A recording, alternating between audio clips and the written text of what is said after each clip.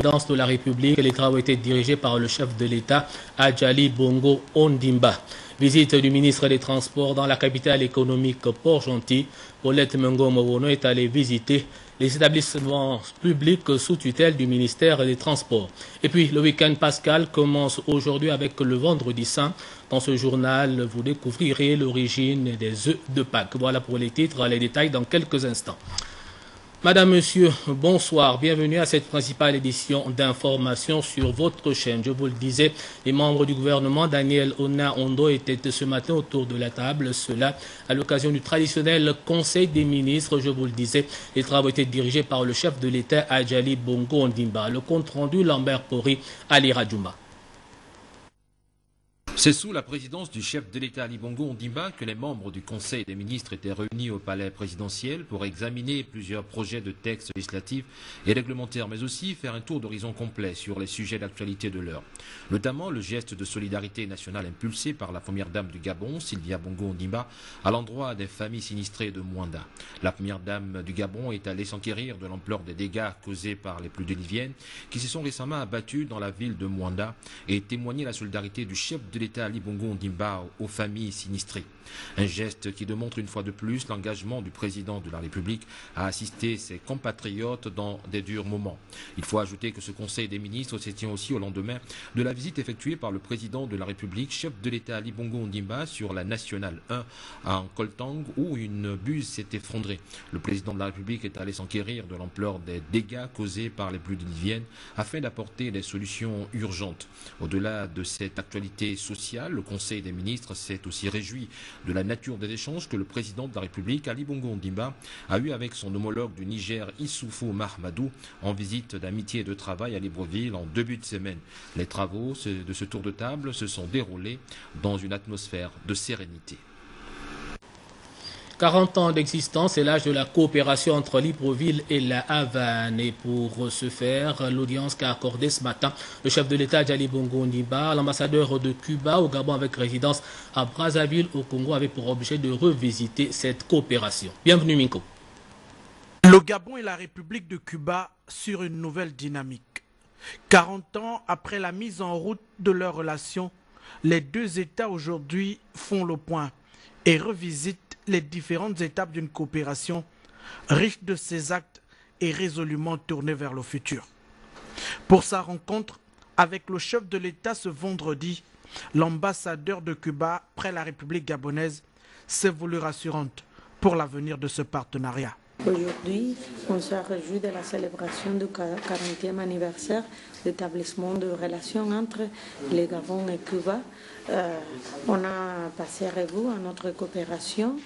C'est une coopération agissante en matière de santé, mais on a évalué ensemble des autres domaines dans lesquels on peut diversifier la collaboration et même appuyer les efforts que fait les chefs d'État et le gouvernement pour améliorer les conditions et le bien-être de la population gabonaise. L'axe Libreville-La Havane se porte bien. À preuve, la dernière visite officielle du chef de l'État à Cuba. Ce séjour d'amitié et de travail a permis de relancer la dynamique partenariale. Il aura aussi été l'occasion d'explorer des horizons nouveaux de coopération dans l'intérêt des peuples gabonais et cubains. Parlons à présent des activités au niveau de l'Assemblée nationale. Avec cette réunion du bureau de l'Assemblée, les travaux étaient dirigés par l'honorable Nginzu Bandama, président de l'Assemblée nationale. De quoi a-t-il été question? D'état explication avec Yves Monsard.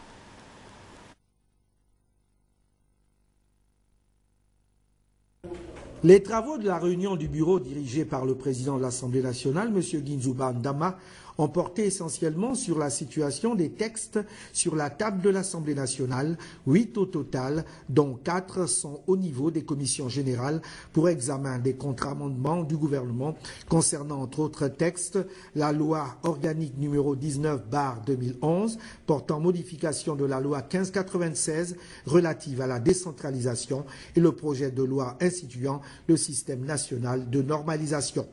Pour la proposition de loi fixant le régime des associations d'inspiration religieuse ou à caractère sectaire, le bureau a estimé que c'est à la commission des affaires sociales qu'il revient de statuer sur ce texte qui devrait intégrer les avis des confessions religieuses. Le bureau de l'Assemblée nationale a enfin jugé recevable la proposition de loi portant sur les principes et mécanismes de lutte contre le harcèlement en milieu professionnel. Voilà, et puis il y a quelques jours, l'Assemblée nationale organisait les travaux de l'Assemblée parlementaire de la francophonie. Les délégués ont eu droit, juste après donc ces travaux, une excursion au parc de Pongara. Il s'agissait pour les membres de l'Assemblée nationale de faire découvrir aux délégués les richesses et patrimoines naturels que regorge notre pays, le Gabon. Le compte rendu avec Henri Nestor Ndjave.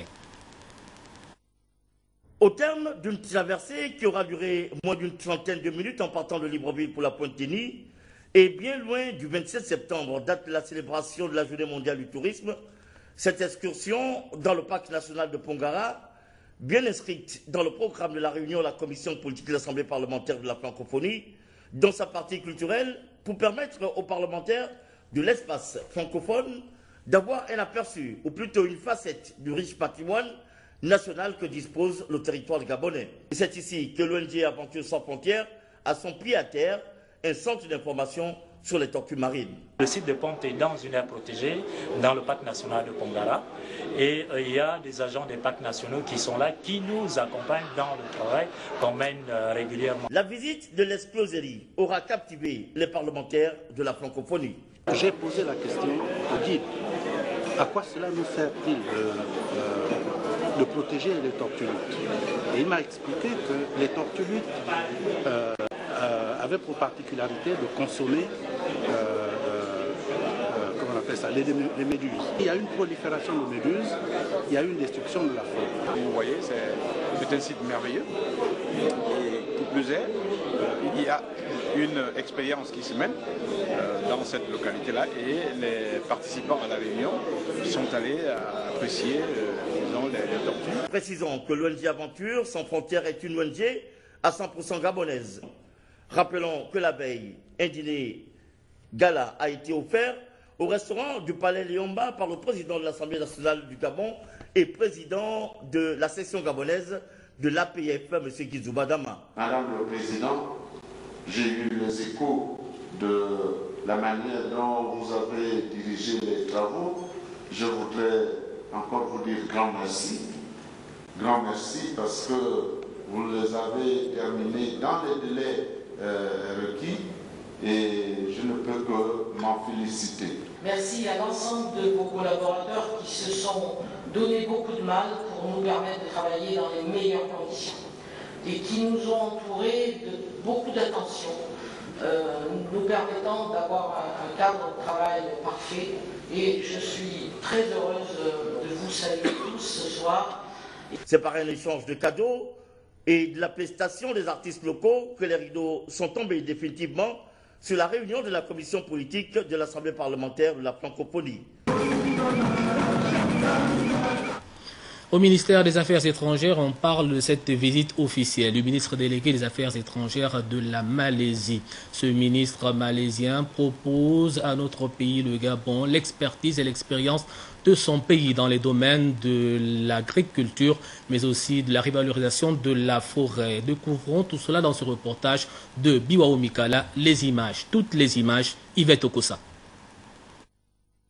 Le ministre délégué des Affaires étrangères de Malaisie en visite officielle dans notre pays a eu à échanger avec son homologue gabonais Dieudonné Nzenge dans le cadre de la coopération bilatérale qui unit les deux pays. My visit here is actually to show that Malaysia and Gabon a pour objectif de montrer que la Malaisie et le Gabon are two good relations in terms of ont des bonnes relations political relations in an international en termes de politique et dans les forums internationaux. And now we would like to enhance the relationship. Et maintenant voulons renforcer cette relation through an economic relationship, à travers l'économie, une relation libre entre les deux pays. We have a lot more experience in developing our country. Nous avons eu une grande expérience dans le développement donc, de notre propre pays. And I come here is actually to offer. Et je suis venu aujourd'hui pour offrir. To share experience that we have gone.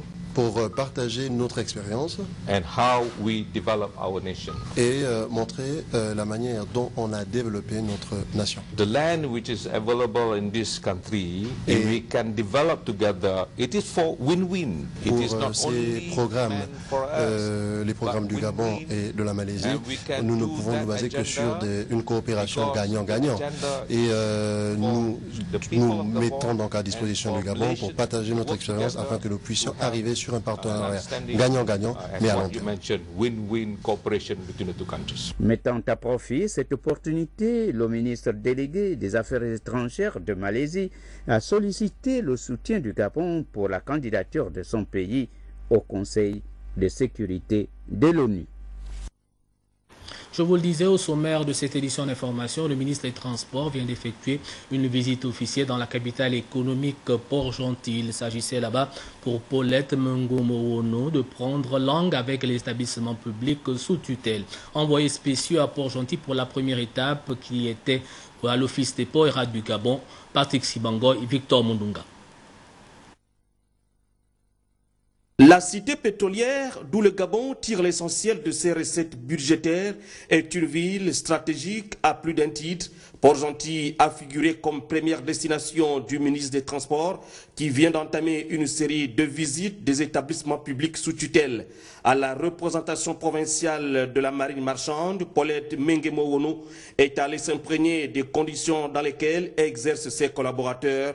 Et ici, tout n'est pas. Des efforts doivent être déployés afin que ce service provincial retrouve ses lettres de noblesse. À l'Office des ports et rades du Gabon, qui assure depuis 40 années la gestion du domaine industriel portuaire et veille à l'exécution des conventions d'occupation et de concession, le ministre des Transports, accompagné du gouverneur de province, Martin Bogikouma, du maire de Port-Gentil, Bernard Aperano, et de toute la sommité provinciale, a découvert le grand port commercial de Port-Gentil en pleine mutation.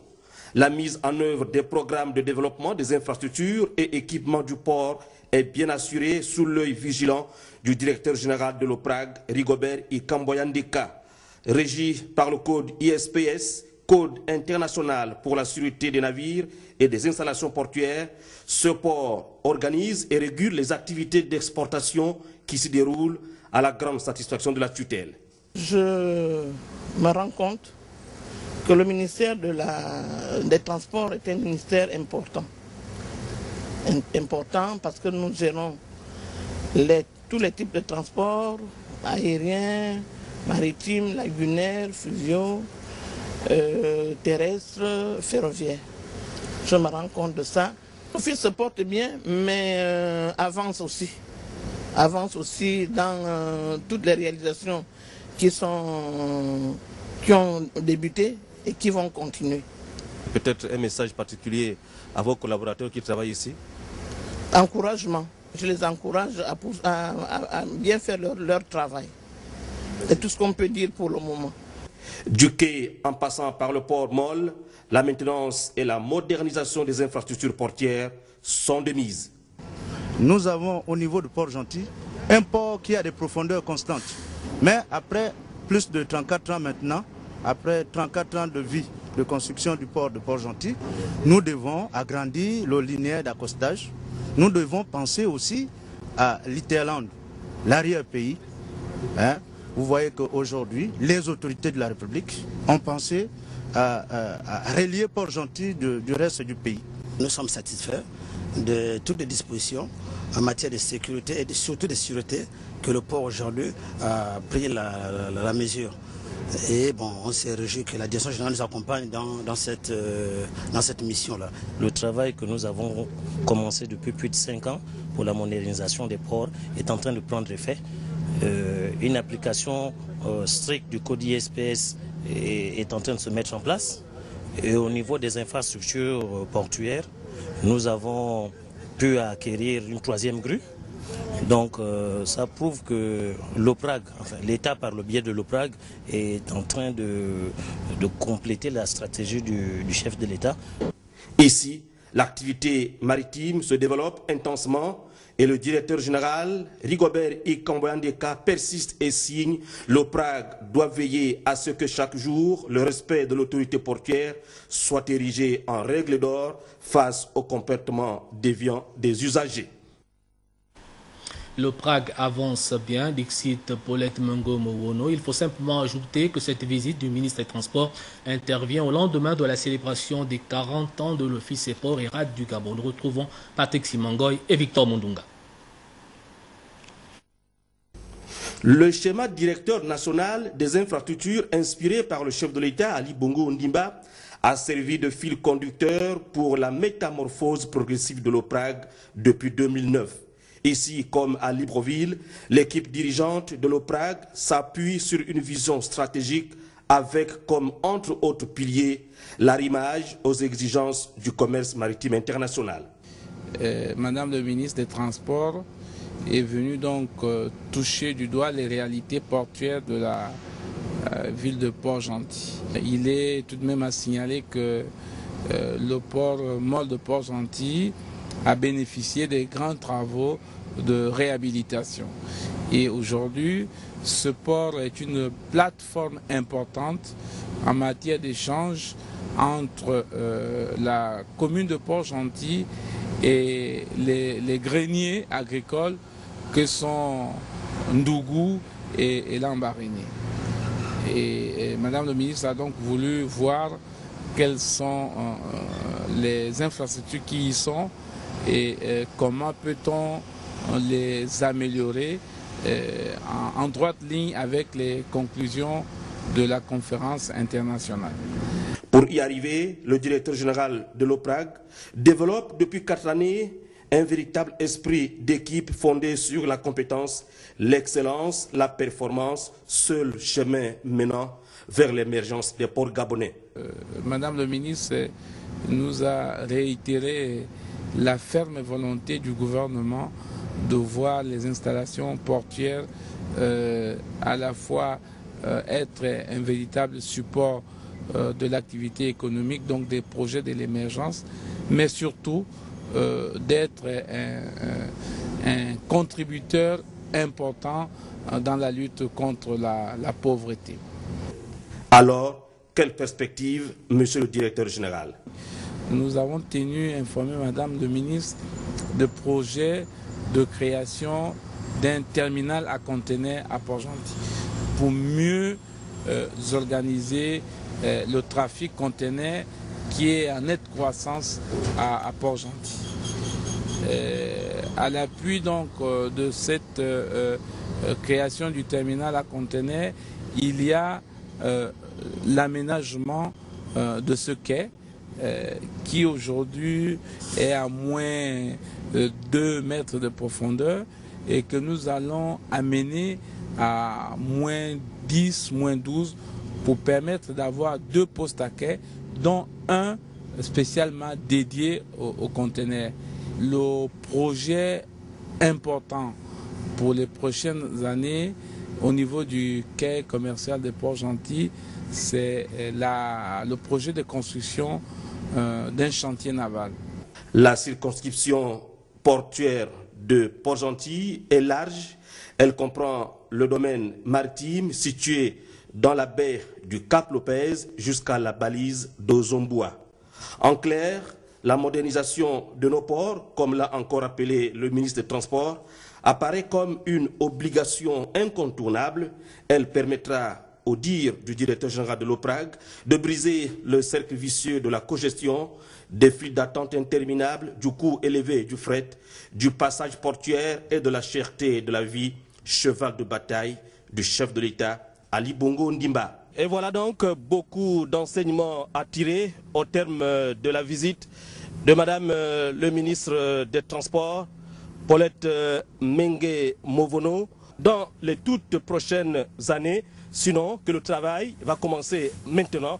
Les ports gabonais vont connaître une modernisation très avancée grâce à un savoir-faire d'un manager qui a su mettre ses collaborateurs dans les conditions et qui a su créer les conditions favorables d'exercice de ce métier, celui de la sécurisation des ports. Depuis le grand port commercial de Port-Gentil, d'où se trouvent Victor Mundunga et Patrick Simangoy, envoyés spéciaux de Gabon Télévision. Lutte contre le braconnage et l'appel au respect de la politique mise en place par les plus hautes autorités de la République pour les opérateurs économiques de la filière bois. Ce sont les maîtres mots de Noël Nelson Messon, le ministre de la Forêt, en visite dans les provinces du Wolentem et de Logoué et Vindo. Le compte rendu, Cyril Bertrand Galeko, Jean-Pierre Moussouami.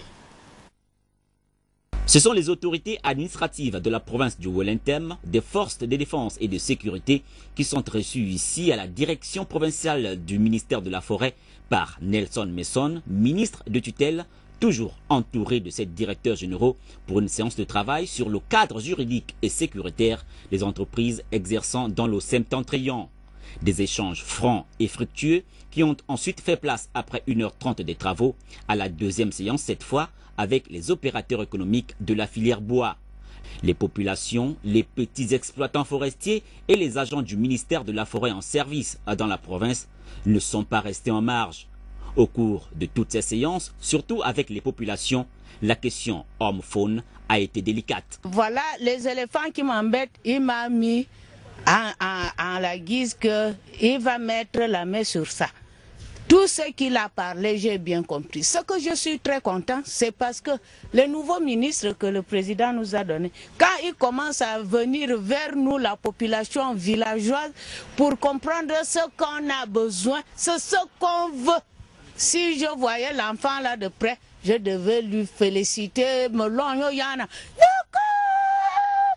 Il a été question de remobiliser les uns et les autres et de respecter le code forestier qui est notre Bible afin que tout le monde se mette derrière la procédure et non devant la procédure. Pour le patron de la forêt concernant la problématique homme-éléphant, l'animal ne sera pas plus protégé que l'homme, mais il est davantage question de lutter contre le braconnage. Avec l'administration, nous avons surtout insisté sur la nécessité de collaborer, que toutes les administrations collaborent pour lutter contre ce phénomène d'exploitation illicite, de lutter contre d'autres phénomènes annexes, le braconnage notamment, qui sévit aussi aux abords des exploitations forestières. Il fallait aussi que les administrations collaborent en matière de contrôle de l'activité pour faire en sorte que l'activité forestière respecte les lois et la réglementation. Avant de quitter la province du Wolentem, le membre du gouvernement a visité l'ancien site de la SEG qui se meut en plateau sportif et la société BSO, experte dans la cire du bois de valeur. Une étape qui a permis à Nelson Messon de se rapprocher un peu plus de la forêt. Nous allons à présent dans la province de l'Anyang, précisément à Moabi, où le membre du gouvernement, Séraphin Mounouga, était au contact de populations. Cela dans le cadre de la mise en pratique du pacte social. Il était question de cerner les projets susceptibles d'autonomiser les sociétés familiales. Edgar Tebidoukaga, Victor Mundunga.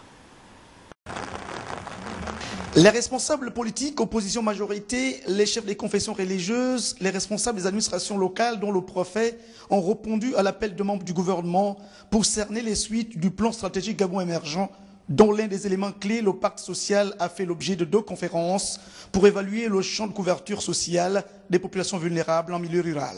S'ils ont des médicaments à prendre, il y a une assistante de vie qui est là, qui donne à chacun son comprimé à l'heure qui convient, qui donne à chacun son repas à l'heure qui convient, et c'est ça la prospérité partagée. C'est ça le devoir de responsabilité de l'État.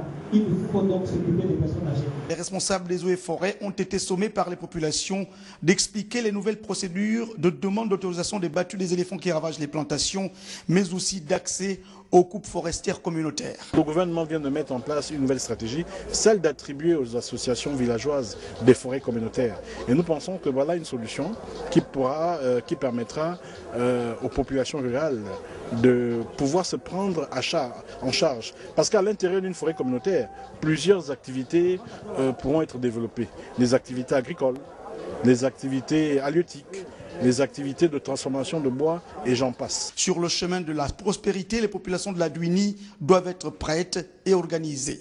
Il était nécessaire que nous essayions de nous asseoir pour qu'au niveau de la Duini, Moabi et le district de Mourindi, nous regardions comment nous préparer pour que lors du lancement du pacte social, que nous soyons prêts pour que la prospérité voulue par le président Ali Bongo Ondimba pour l'ensemble de la population gabonaise puisse nous arriver aussi cette prospérité-là. Et ce pacte social, bientôt ça va commencer sur le terrain, mais ça ne commencera sur le terrain que là où les gens sont organisés, que là où les familles sont organisées, que là où les villages sont organisés, que là où les cantons sont organisés, que là où les districts sont organisés, que là où les départements sont organisés, que là où les communes sont organisées. Les conseils municipaux et départementaux ont été chargés de recenser les sociétés familiales. À Lambaréné, dans la province du Moyen-Ogooué, Ida Reteno Asenoua, elle est passée aux actes en aidant quelques familles démunies. C'était à l'occasion du 46e anniversaire du Parti démocratique gabonais. Cabrel Guilain Lemami, repoint. Dans le cadre du pacte social, cheval de bataille du chef de l'État Ali Bongo Ondimba et soucieuse du bien-être de ses concitoyens, le membre du Conseil national Ida Reteno Asenoua a volé au secours d'une famille installée ici dans cette forêt à Moussemoukou en apportant 200 briques, 300 planches et 50 tôles à cette famille composée de 7 enfants et dont l'époux serait sans emploi. Ce fut le moment indiqué pour le membre du Conseil national de prodiguer quelques conseils à l'endroit de cette famille. Le Parti démocratique gabonais, c'est le parti de l'amour, du partage. Alors, on n'en gagne pas démesurément, mais ce que l'on gagne, on accepte de le partager avec vous. Nous sommes une petite population. Il y a de nombreux enfants sous votre responsabilité. Et comme dit le distingué camarade, on ne vous donne pas du poisson, on vous apprend à pêcher. Donc ça, c'est ma quote-part, c'est ma contribution. Les tôles, les briques et les planches. Et vous allez en rajouter pour votre mieux-être et celui des enfants. Acte qui n'a pas laissé insensible les bénéficiaires. Je suis vraiment très ravie et très contente du geste que la camarade vient de m'offrir. Et ce que je voudrais qu'elle puisse continuer à faire cela, pas seulement à moi, mais à certaines aussi qui sont plus les autres qui sont plus ou moins que moi. Et j'aimerais encore que vraiment elle puisse travailler avec sincérité, amour, pour aider ses frères et sœurs gabonaises et que le Dieu Tout-Puissant la protège. Puis, toujours dans le même cadre du partage et de la solidarité, le membre du Conseil national du Parti démocratique gabonais est allé soutenir de manière psychologique et financière une famille victime d'un incendie intervenu il y a quelque temps à Lambaréné où 3 enfants ont perdu la vie. D'une façon ou d'une autre, la vie est toujours un peu recommencement. Ça, c'est tragique, mais c'est devenu quand même épidémique. Il y a un problème. Il y a un problème. Il y a un problème et le gouvernement ne restera pas insensible. Il faut qu'il y ait au moins un corps de sapeurs-pompiers dans chaque capitale provinciale. Parce que les incendies, c'est devenu une épidémie avec perte d'enfants en plus. C'est quand même terrible. Des actes concrets qui contribuent aujourd'hui à soulager les populations dont la main reste toujours tendue. On parle toujours de solidarité, mais cette fois-ci à Libreville et précisément à l'hôpital de Médène. Là-bas, c'est l'association Mon Livre, Mon Droit qui est allée faire un don de déambulateurs et de livres aux personnes du 3e âge. Le compte rendu dans ce reportage de Kifrin, Don Obian et Medar Engeng. L'association dénommée Mon Livre, Mon Droit au chevet des personnes âgées du Centre national de gérontologie. Spécialisée dans la vulgarisation de la culture à travers le livre, cette structure créée en 2011 diversifie son action en remettant ces déambulateurs. Aujourd'hui, la jeunesse gabonaise, c'est une jeunesse d'action, c'est une jeunesse qui agit. Et nous voulons, à travers ce partenariat, faire de notre mieux pour que ces parents-là, qui sont les nôtres, sentent qu'ils sont dans un pays où les jeunes savent que les anciens sont une valeur sûre. Pour les responsables du service, c'est une action humanitaire louable. C'est pas facile de gérer ce monde-là. Mais quand quelqu'un de l'extérieur nous apporte sa contribution, elle n'est pas petite, elle est grande. Parce que le travail derrière ça, le travail est très difficile. L'association Mon Livre et Mon Droit s'est également engagée à consacrer un jour de chaque mois à ces personnes du 3e âge pour leur manifester leur attention et leur apporter chaleur et divertissement. Je vous le disais en ouverture de cette édition d'information, le week-end pascal commence aujourd'hui avec le vendredi saint. Dans l'élément qui va suivre, Armel Baoulé revient sur l'origine mais aussi la symbolique des œufs de Pâques.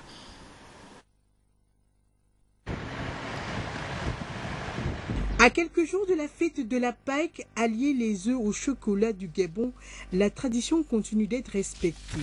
On mange les œufs de Pâques sous toutes les formes, cependant, l'on se pose des questions sur l'origine de cette tradition. L'on raconte qu'à l'époque de l'Antiquité, que durant la période du carême, il était interdit de manger les œufs.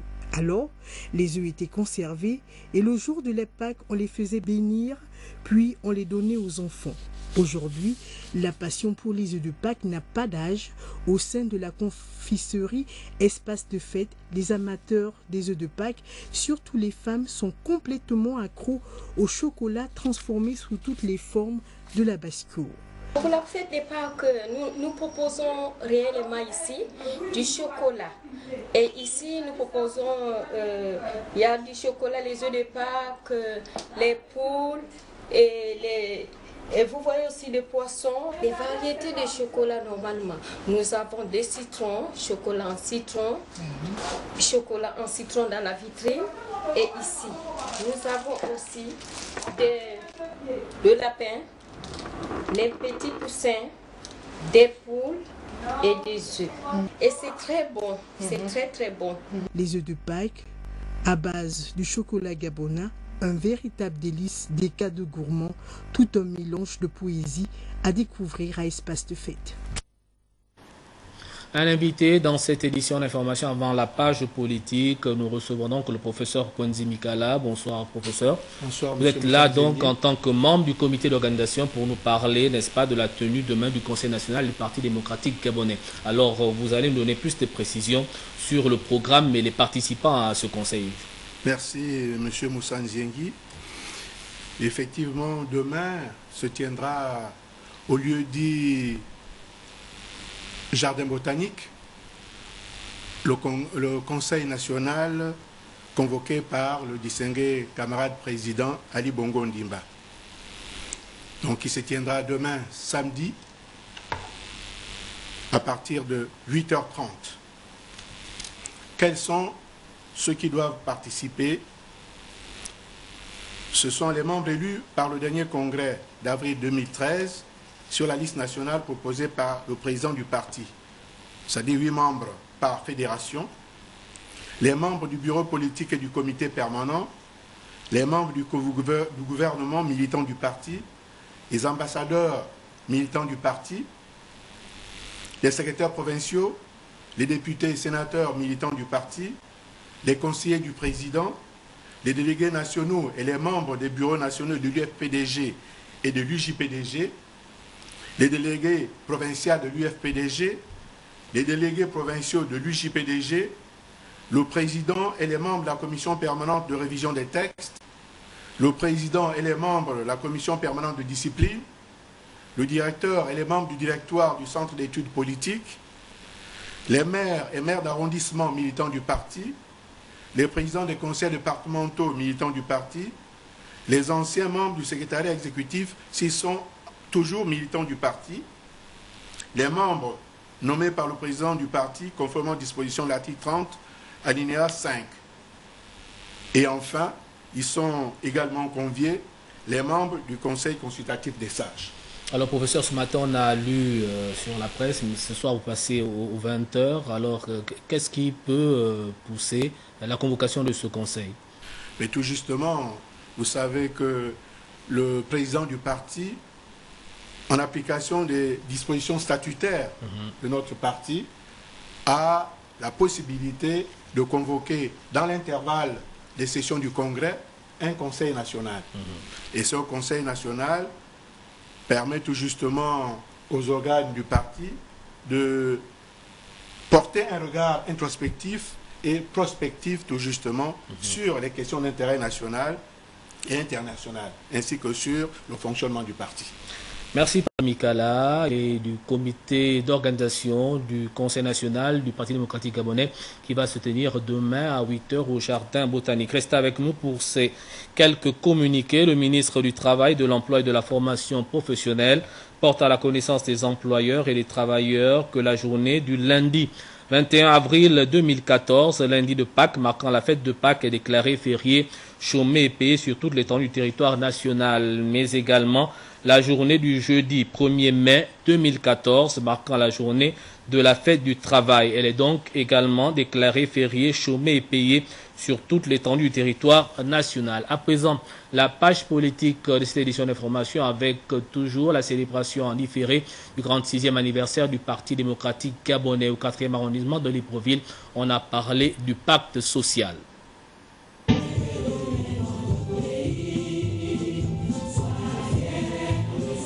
Ici, à la mairie du 4e arrondissement, tout a commencé par l'exécution de l'hymne du parti, suivi d'une minute de silence à la mémoire de tous les disparus du 4e arrondissement. Le mot de bienvenue a été lu par le secrétaire fédéral Issa Malam Salatou, qui a précisé que le 4e arrondissement a manifesté de manière forte à travers ses militants son attachement au Parti démocratique gabonais. Les résultats des dernières élections locales en témoignent. Dans son discours, Fleuve, le membre du bureau politique Lucienne Ogoua-Langa, s'est engagé à présenter un bilan du PDG au 4e arrondissement. Camarades, votre présence en ces lieux traduit indiscutablement votre engagement au PDG, votre disponibilité permanente et votre détermination à œuvrer en faveur de la mobilisation. Avant de poursuivre mon propos, permettez-moi, chers camarades, que je m'acquitte d'un agréable devoir en exprimant au nom des militantes et militants du 4e arrondissement notre profonde gratitude à l'endroit du distingué camarade président Ali Bongo Ondimba, qui a bien voulu honorer notre arrondissement en élevant au rang prestigieux de membre du comité permanent du bureau politique le camarade Alexandre Barreau-Chambrier, qui a conduit brillamment à la victoire la liste du Parti démocratique gabonais lors des élections locales 2013. Et en nommant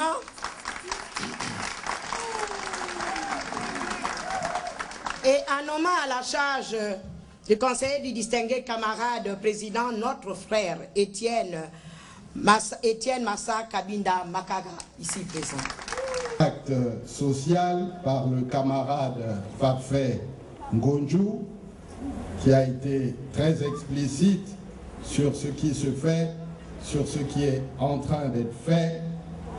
Et last but not least, notre camarade, notre sœur, Lucienne Aoré Ogoua-Langa, a donné la ligne qui nous sépare, la voie à suivre pour d'ici à 2016. Parce que 2016, comme elle l'a fort justement fait remarquer, se prépare aujourd'hui.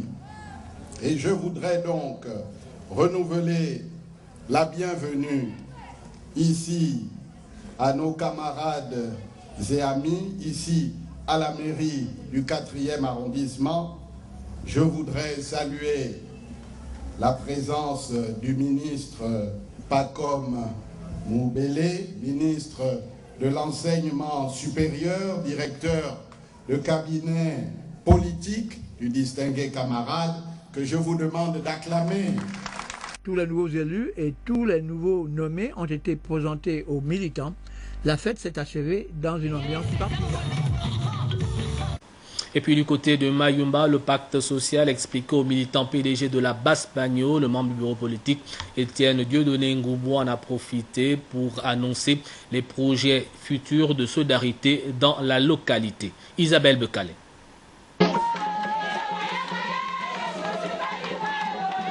Femmes et jeunes, poumons du militantisme dans la Basse-Bagno, ont su se mobiliser pour ces 46 ans en différé. Les responsables politiques, battant des mains, encouragent et reconnaissent une adhésion forte et engagée, encore une fois, dans le département.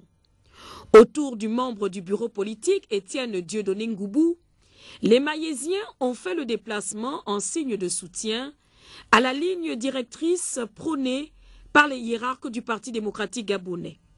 Les voilà se succédant tour à tour pour sensibiliser et inviter à adhérer à des projets présentés ou appuyés par des appels et messages partisans. Militer, c'est un acquis, mais aujourd'hui, quel objectif poursuit le parti majoritaire? Éduquer et informer les populations sur des ambitions de développement pour mieux gouverner, c'est pour parler franc et concret que le message est adressé aux populations. Le parti majoritaire imprime ainsi l'orientation actuelle du nouvel élan patriotique et militant. L'avenir se précise selon Étienne Dieudonné Ngoubou. Vous allez très rapidement voir arriver à Mayumba des systèmes de microfinance pour aider les femmes commerçantes à faire leur commerce.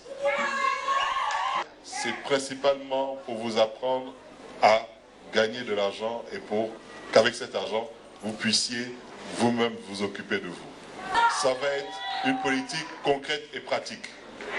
Donc, à partir de la prochaine saison sèche, il faudrait que mes sœurs et mes mères de l'UFPDG s'organisent pour commencer à faire des activités communautaires dans l'agriculture.